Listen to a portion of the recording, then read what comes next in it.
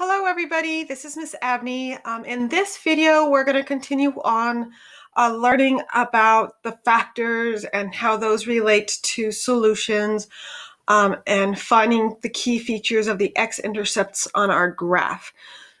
So here we're going to stop and take a moment before we go on to example 3 to look at the zero product property concept. So the zero product property states that if a product of a real number factor is 0, then at least one of the factors must be 0. We saw this in example 2. In the case of two factors, if a, b is equal to 0, then either a was equal to 0 or b is equal to 0. Or because 0 times 0 gives us 0, they could both be equal to 0. So to use the zero product property, we will write an expression so that it is an expression equal to 0. Then factor and solve. Lots of words. Let's put this into practice so it's not just the words. And just a disclaimer as I go into this, I have my method of factoring. If you have your method of factoring, by all means, work with that method of factoring. You do not have to do my method of factoring. Each brain is slightly different. Each teacher has taught differently for math, and what you've picked up in earlier maths are a lot different than what I did back in the Stone Age. So if you have a different way of factoring, please do so. Don't feel like you have to follow what I do. All right, so we're going to solve the equation x squared plus x equals 42. So the first thing of that zero product property is that we have to get our ax squared plus bx plus c, and this has to be equal. I'm saying has to be a lot this morning. This is equal to 0. See, I try not to say has to be, but still said it there. So I need to make this equal to 0, which means I need to make this function equal to 0. I'm going to do x squared plus x. I'm going to write it up to the side so I have some space to work with. That's an equal sign. I'm going to subtract 42 from both sides. So I get x squared plus x minus 42 is now equal to 0. Now I have that nice 0 here. I'm going to do the factoring like I have done before. So this is x. I got to think of two values that multiply to get me negative 42,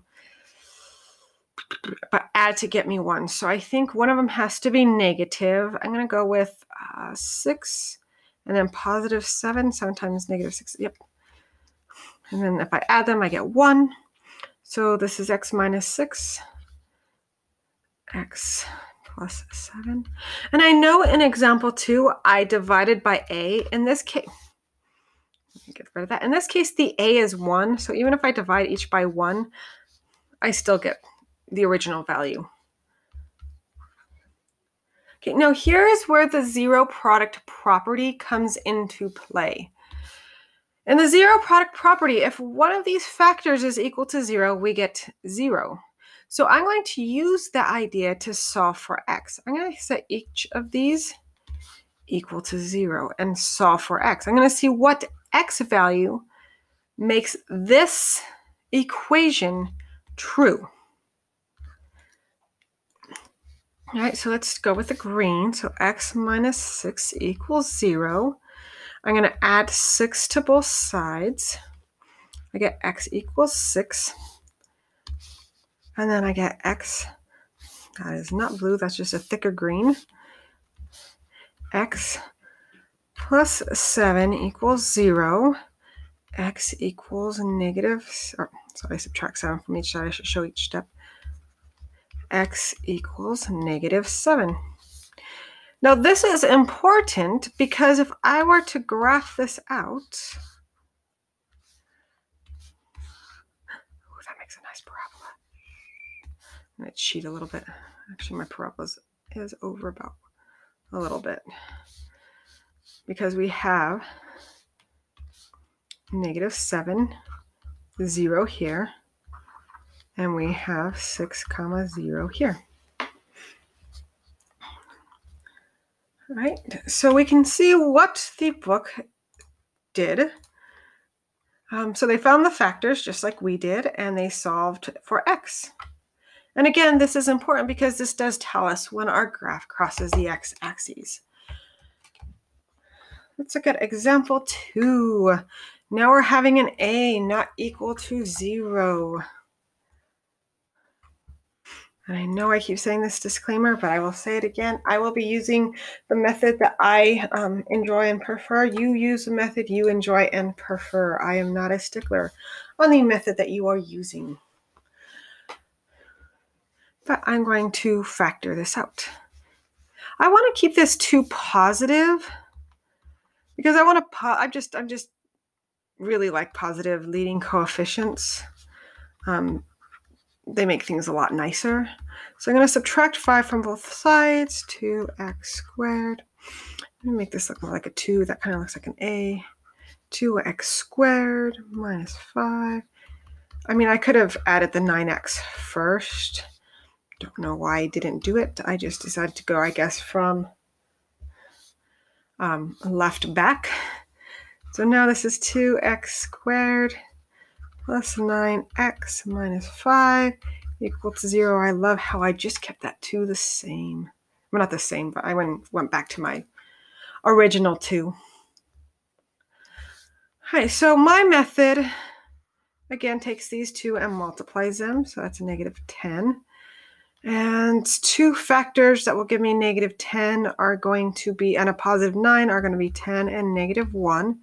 Then I'm going to divide each of these by a, which is 2. And so I get x plus 5 and x minus 1/2. Don't leave a fraction. Never leave a fraction.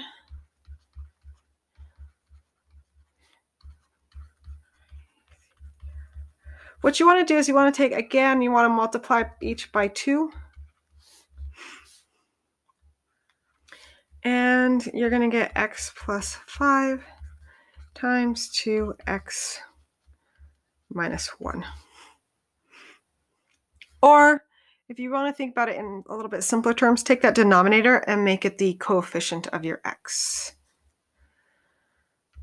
All right, again, this is equal to 0.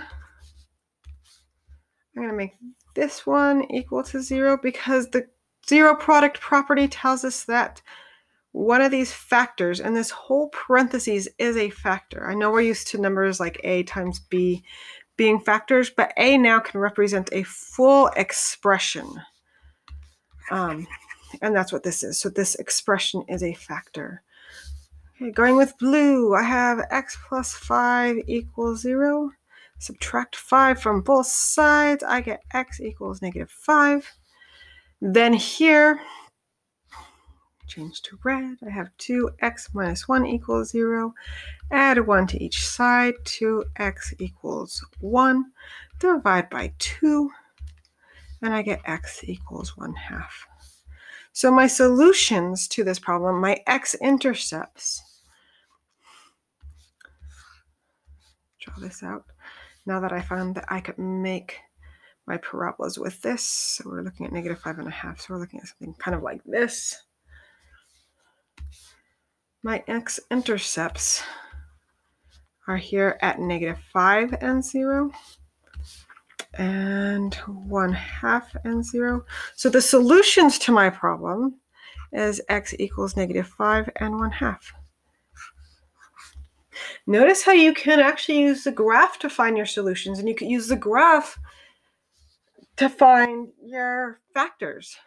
Because if I make this equal to 0, I could reverse this process. I could go from bottom up and reverse the process and find the factors. So if you want to even put this in, well, not this right here, where is it at? This guy right here, into a calculator, you can reverse the process on how to do the factoring. So that's another way to factor. All right, guys, so I hope you have a great afternoon, evening, morning, whatever time of day it is, and I will catch you guys in the next video.